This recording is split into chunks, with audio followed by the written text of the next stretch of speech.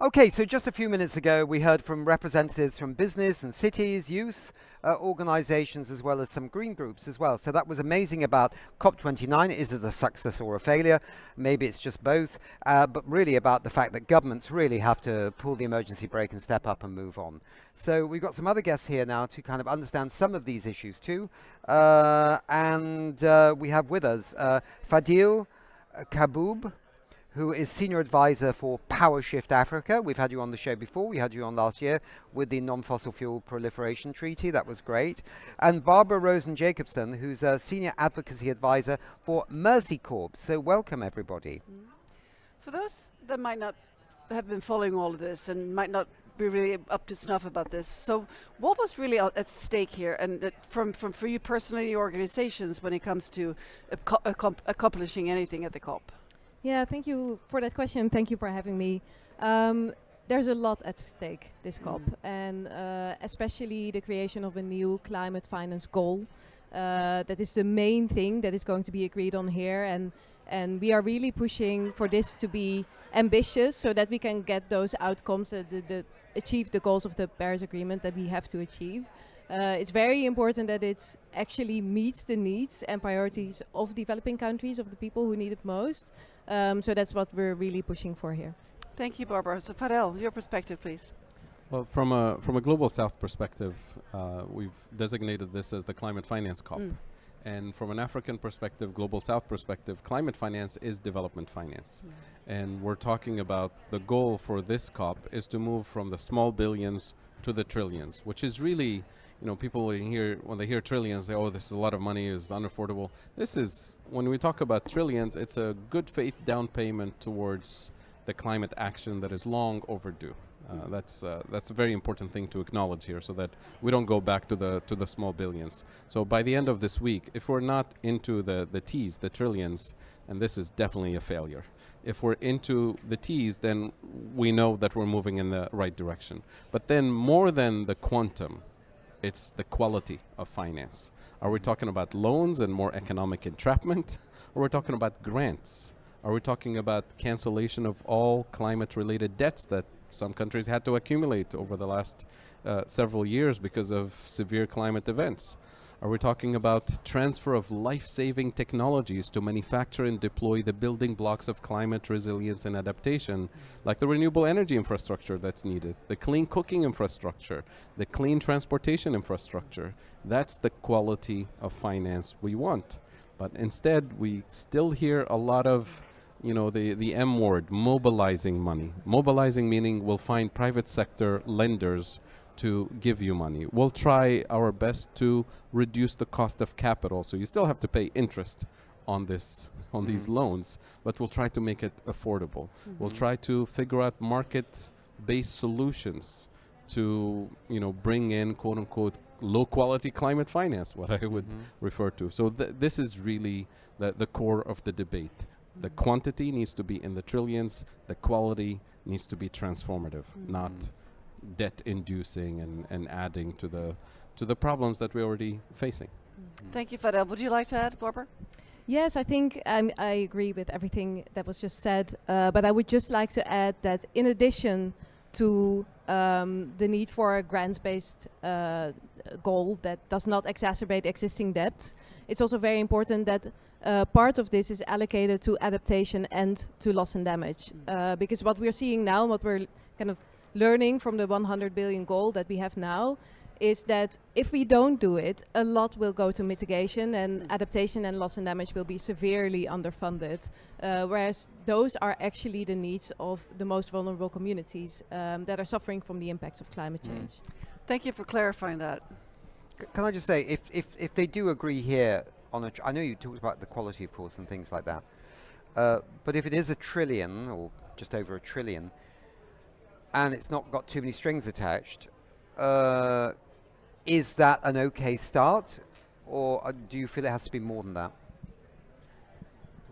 Go ahead. I think it needs to be both. It needs to be the 1.3 trillion that the developing countries have asked for as the starting point, the minimum, as what I call the good faith down payment towards the kind of climate finance we need. but without the quality, I think we're not really moving forward. Right. There's a lot of talk now about the global investment goal, which developed countries are pushing for. I think the global investment goal, in combination with CBAM regulations, the Carbon Border Adjustment Mechanism of the EU, which other countries also are introducing soon, is the most dangerous combination we will see in the next 10 years in the climate finance space. And I'll explain why. When I say CBAM, that's a European Union CBAM, which is a carbon border tax. The UK, as you know, is rolling out its CBAM soon. The US, Canada, Australia, Japan are preparing CBAM-like regulations soon. Now, think of this combination. Take the example of green steel manufacturing in Mauritania, which is huge renewable energy infrastructure, because steel is very energy intensive, to produce green steel. Not for Mauritania, not for the African continent, but green steel that will be exported back to the EU for industrial purposes, except it's green, so it doesn't pay the CBAM tax. So from an EU perspective, the combination of the two produces two things. One, you have an inflation management tool that keeps the cost of steel low, so it's an inflation management for the EU. And number two, it's a trade weapon against the EU's competitors, such as steel coming from Japan, from Korea, from Brazil, which is not green yet. So I think with the big push for this climate finance being global investment goal, as in lots of green industrialization, quote unquote, manufacturing in the global south, which is designed to serve this purpose for the global north. And it's going to be labeled climate finance, but effectively what it does, it's green extractivism using low-cost labor, low-cost energy in the global south, and locking the global south in the same low value-added manufacturing extractivism position at the bottom of the global value chain, at the bottom of the hierarchy. And that is not the kind of transformative climate finance we want. Yeah, well, it's such a big topic. I'd love to debate this for hours now. You got me going here. But anyway, I can't. So please carry on.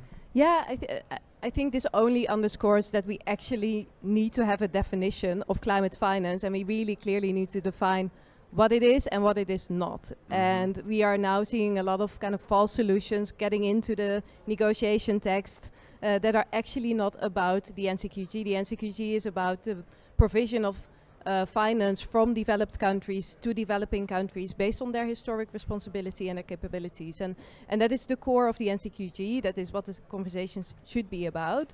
And just returning to your question, that is why it's so important that it's not just about the quantum itself, but also about the quality, and that these two need to go hand in hand. If we have a low quantum, but with high quality finance, the finance will be divided over a very small amount of finance will be divided over the different needs, and it will not cover everything that is needed.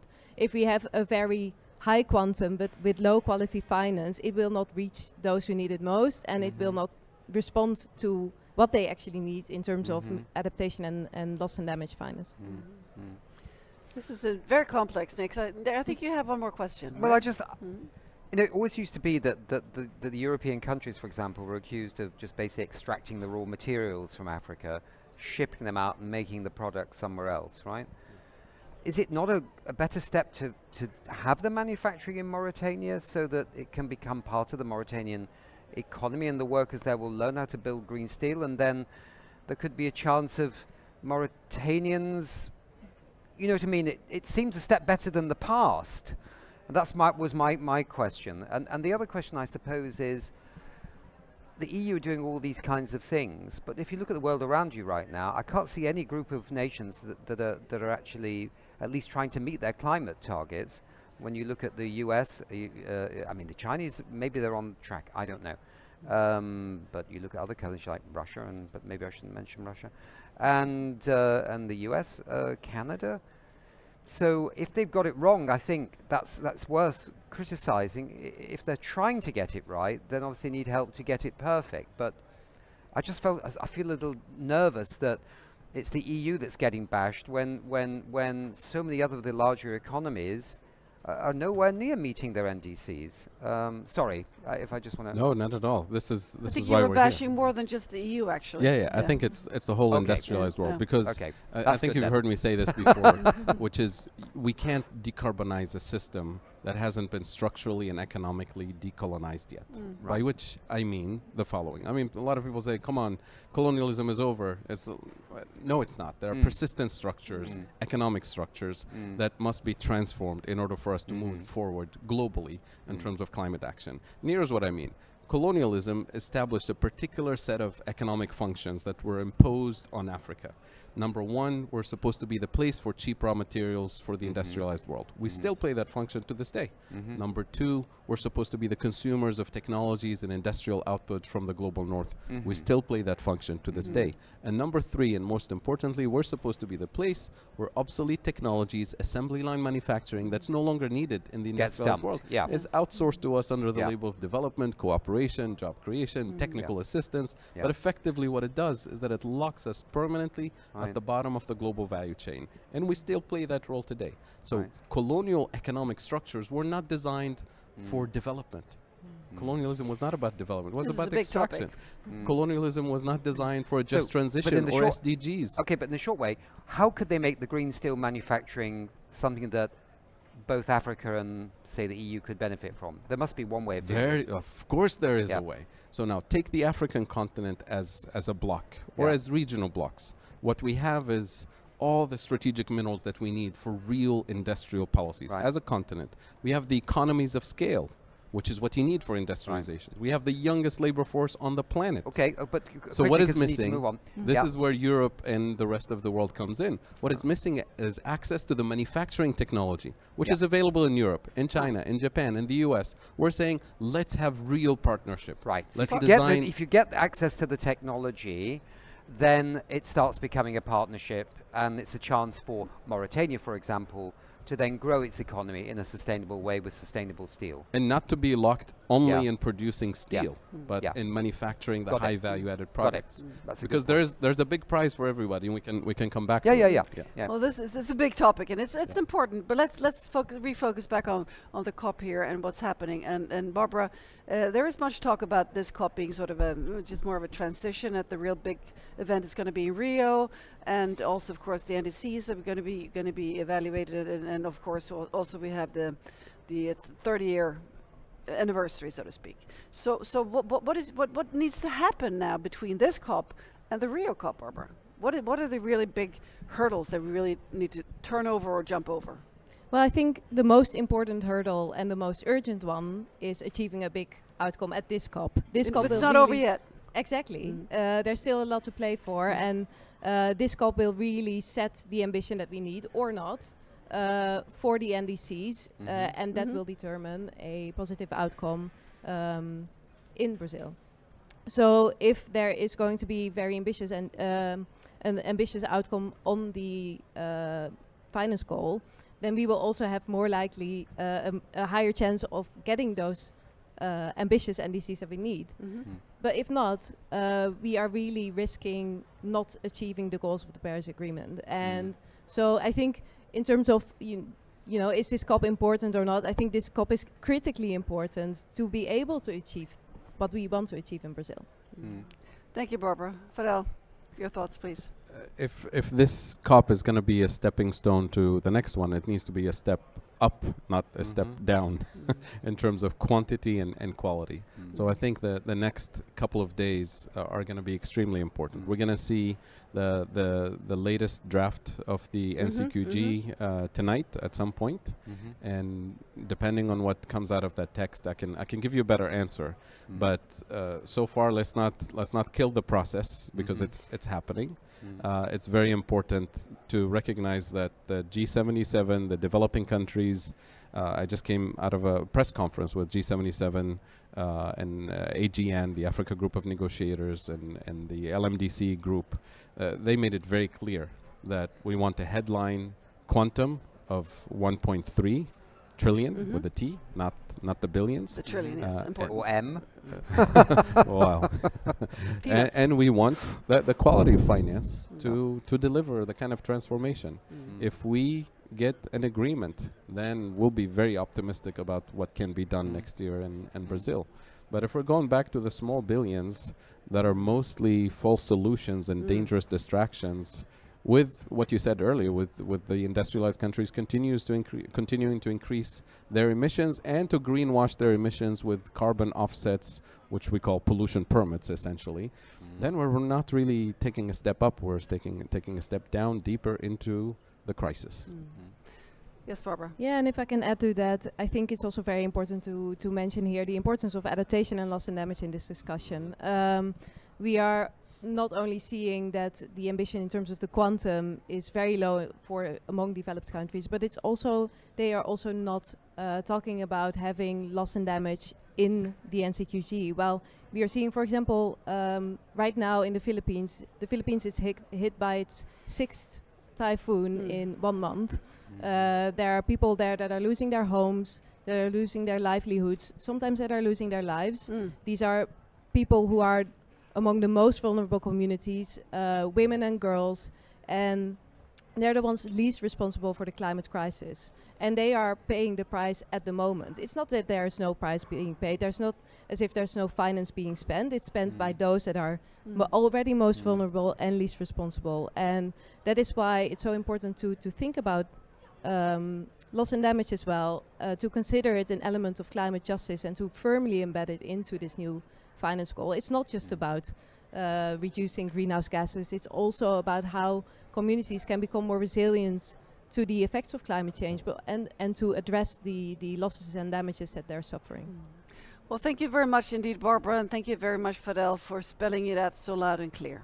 Thank you, and best of luck with the final days of the COP. Thank you. Thank you. Thank you. And now let's move on.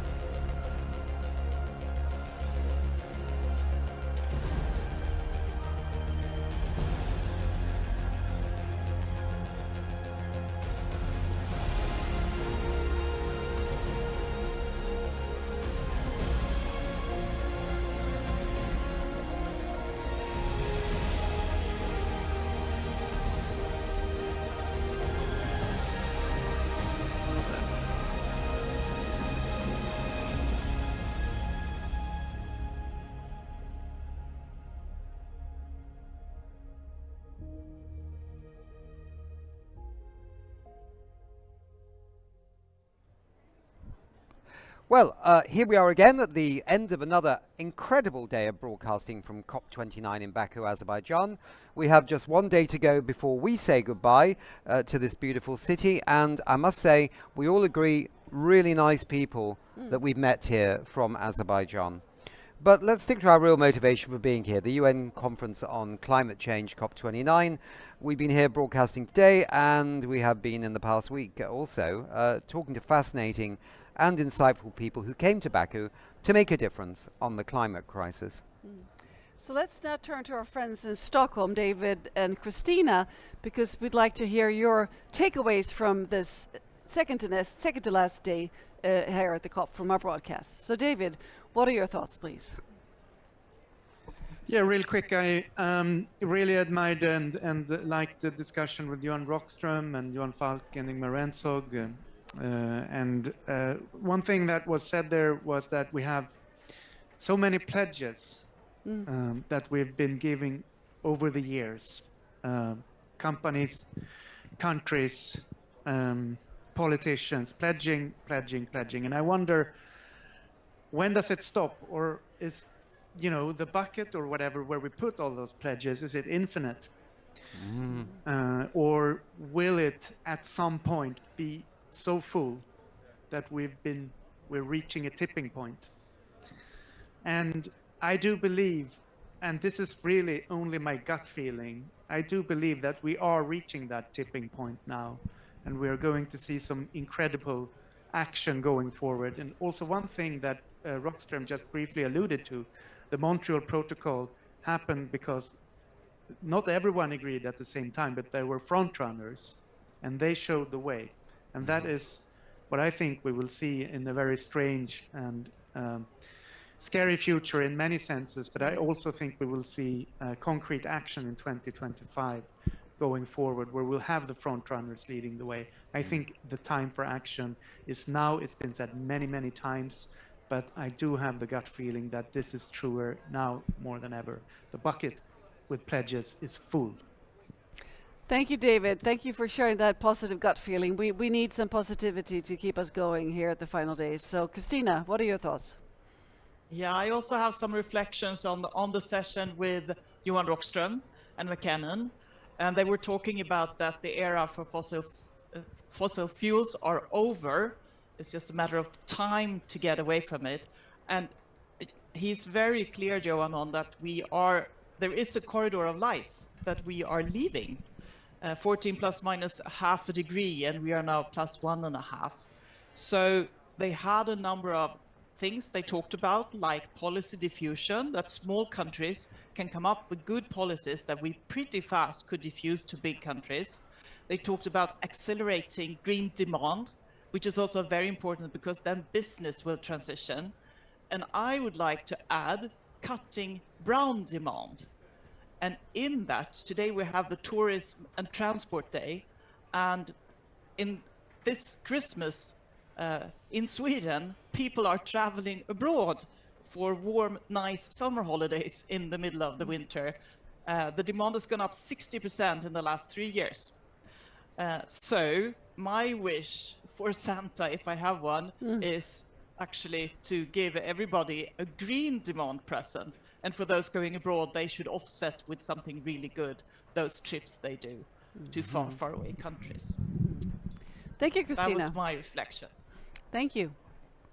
So we have with us Ingmar Rentzhog, as always, co-founder and CEO of We Don't Have Time. So what are your thoughts about today? I can just reflect on what Christina just said. They can also take the train. There's always a greener alternative. You don't need to stop doing things. You can just buy something different that will give you something similar. Myself and my family, we will take the train to Paris. This Christmas it will not be that warm, but it will be nice. But sometimes you need to fly, like here to Baku. It's very hard to get here by train. I don't think it's even possible. When you do that, you can upgrade for biofuel.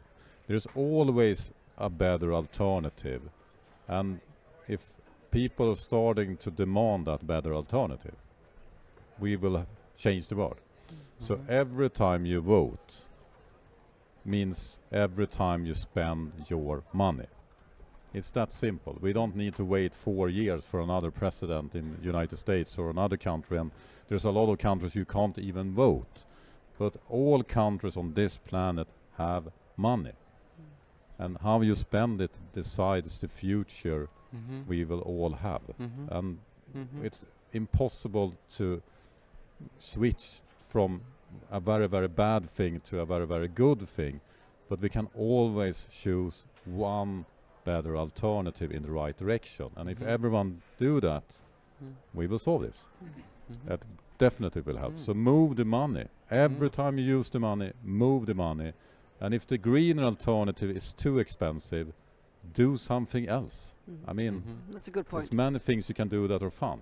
You don't need to do exactly that if you can't afford it. But what I'm also saying is some luxury, because those people that have too less money, so everything is about surviving, they can do that choice. I mean, they can't afford the choice. You need to eat, and you need to live, etc. So we should use the money if we have enough money to use it, but we should also use the voice to give everyone a chance to create a better future. Thank you, Ingmar. I was just going to say, it's so clear this. I mean, I have to tell you, I met a 12-year-old girl in Berlin just recently with her parents, and she was wanting to know what can she do for climate change. And I said, well, you can influence your fellow students at school, but actually your superpower is ask your parents right now where they bank. And she said, Mummy, Daddy, where do you bank? And the mum went, well, we bank at Deutsche Bank.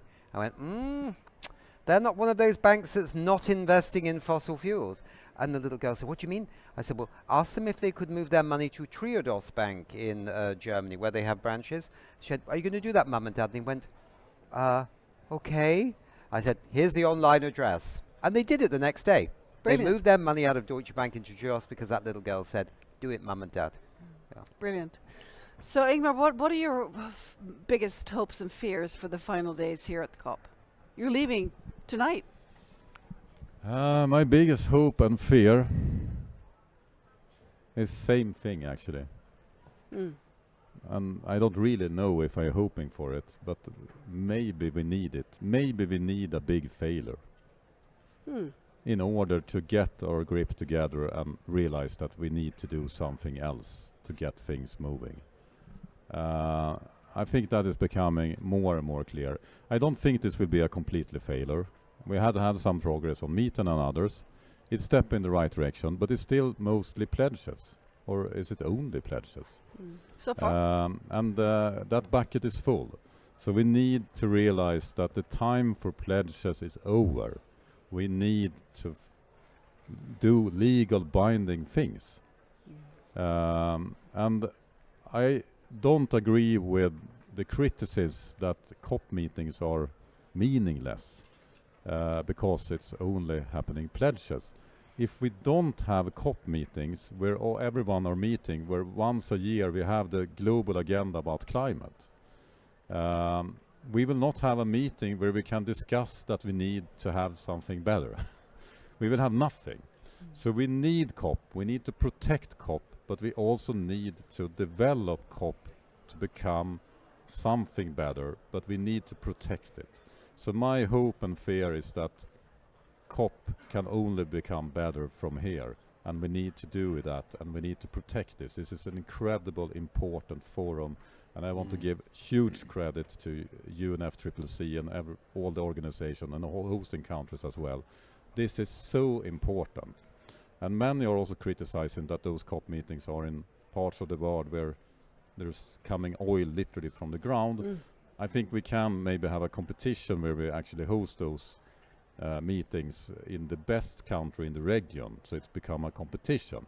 But I also see that it's very good for us in the climate movement to experience how it is to live in a country that is not super rich, and basically the only thing they have of value is in the ground, that oil. It's give another perspective. It's not black and white, but we still need to face it out. But we need to respect that we have different things, and we need to do this in a just way. So that's my reflection. Well, thank you very much, Ingmar, and also thanks to Christina and David for your insights. And now let's move on. Hello and welcome to our little wrap-up session here from COP29. Today we interviewed Deputy Franz Fadhel from the Luxembourgish Parliament and hear his message to push delegates beyond their red lines. I think there is no mystery in this. You have to make a lot of noise. I think you have to annoy politicians. You have to make your voice heard by writing, by taking to the street, by using social media. I think also, and I'm afraid that increasingly also legal action will be required. There is the case that the seniors brought in Switzerland that has been successful. Young people also have taken to the courts to claim climate goals in court. And so I think it is all these levers that need to be actioned. But you really need to organize yourselves, articulate your demands and your claims, and then bring them to politicians.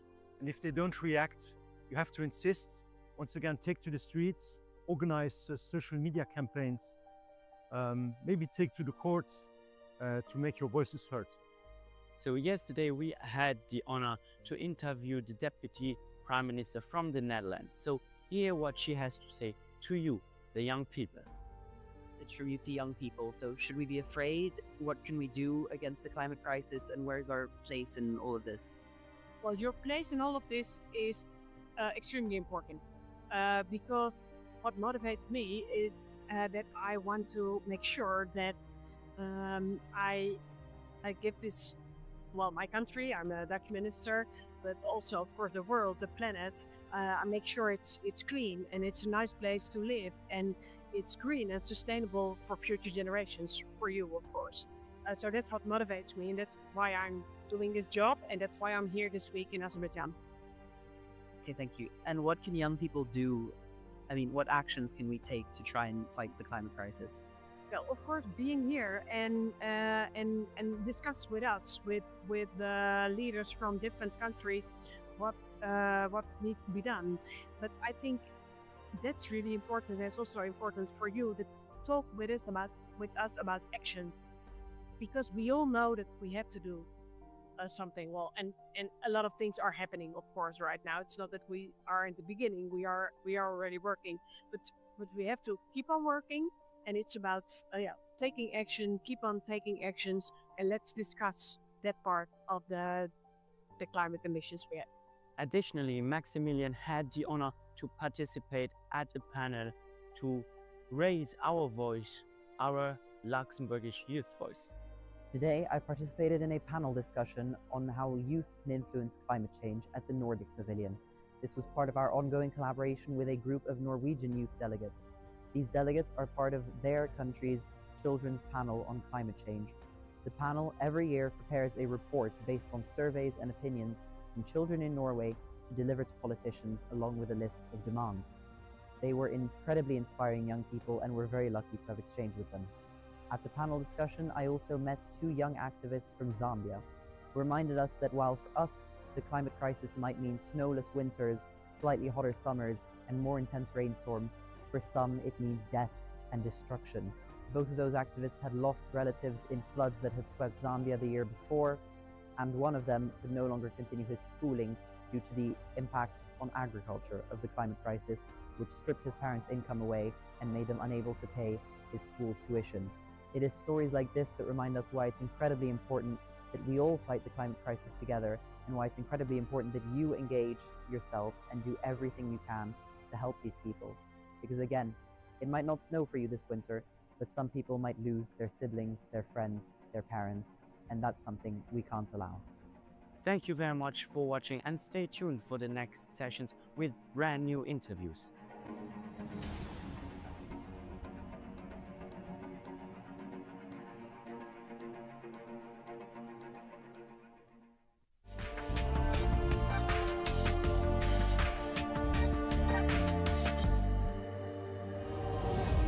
嘿，朋友们，我是天气预报员曾一格，下面由我来告诉你们2050年的天气会是什么样的。根据 IPCC 组织报告预测，2050年的天气会和现在很不一样哦。首先，天气会变得更热哦，全球平均气温可能比工业化前高出2度以上，这就意味着夏天热起来会更吓人，有可能出现更多的热浪。而气温升高，我们最先想到的就是那些冰川会融化啊。据预测，到2050年，近一半的冰川将消失，海平面会升高0.2米左右。到2150年，则为1米甚至更高，可能有几亿人需要重新寻找家园。气候变化也会导致生物多样性发生巨大的变化。有很多动物我们可能再也见不到了，例如北极熊就会因冰川融化导致捕食范围缩小，缺乏食物，生存受到严重威胁。在未来，极端天气事件将成为常态，极端高温和暴雨、洪水等灾害天气会更频繁地发生，影响甚至威胁到地球上所有的生命。还记得吗？2022年，强风暴尤尼斯袭击了多个国家，速度达到了每小时196公里，创英国有史以来最大阵风记录。2022年6月到8月，持续降水导致巴基斯坦约1/3的国土被淹没，而这些极端天气在未来会成为普遍现象。各位叔叔阿姨们，不要浪费时间，快点行动起来，解决问题吧。比如各位建筑师叔叔阿姨们，你们可以多建造采用隔热材料的绿色建筑。听说这种房子冬暖夏凉，这样大家就可以少开空调了。我们要一起保护我们的地球，这不只是天气预报，这是我们的未来。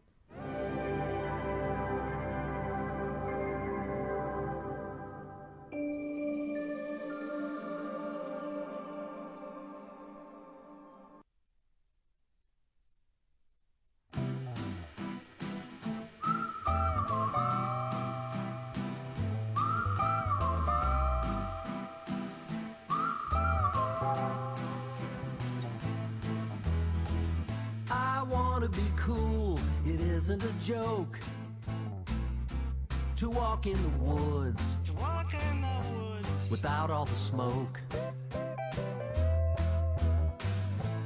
I love to swim, but not in a flood. We can't grow a crop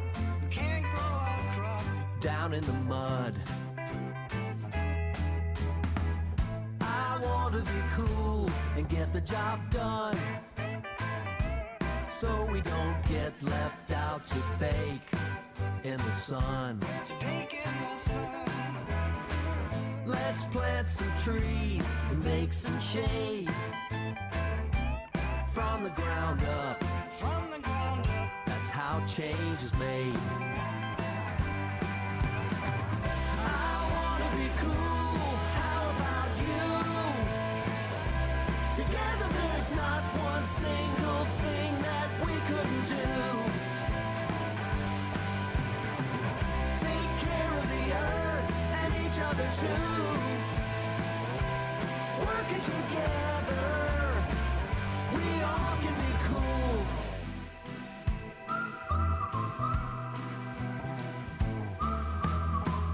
I wanna be cool, it's gotten too hot. I'm joining the movement to save what we've got. So every girl and every boy can live a good, long, healthy life and find some joy. I wanna be cool, how about you? Together there's not one single thing that we couldn't do. Take care of the earth and each other too. Working together, we all can be cool. Leaders, it's time to lead. Listen to your people in need. The whole world is sweating this out. Can't you hear your kids starting to shout? I wanna be cool, how about you? Together there's not one single thing that we couldn't do. Take care of the earth and each other too. Working together, we all can be cool. I wanna be cool, how about you? Together